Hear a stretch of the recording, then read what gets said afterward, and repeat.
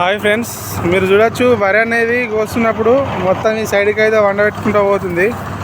ఇయో ఈ పక్క ఇప్పుడే వడ్లు వచ్చింది, ఇట్లా కోసుకుంటూ వేయండు. మీరు చూసినట్టయితే వరి మొత్తం వండబెడుతుంది చూడండి కర్రల్ని. ఇయో ఈ విధంగా మొత్తం అయితే కిందికి వండబెట్టుకుంటూ వేయింది. అయితే దీని ప్రాబ్లం ఏంటంటే మెయిన్గా సైడ్ లాస్ట్ బ్లేడ్ పోయినా కానీ ఇదే విధంగా చేస్తుంది. కటింగ్ కాక కిందికి వండబెట్టుకుంటూ పోతుంది.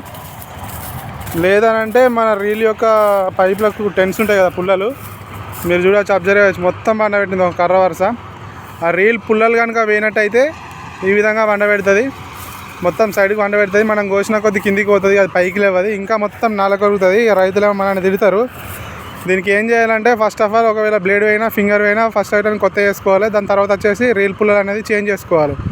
కొత్త రీల్ పుల్లలు కనుక అన్ని పుల్లలు మంచిగా సైడ్లో అన్ని పుల్లలు కొత్త వేస్తే ఇట్లా కాదు. Please subscribe.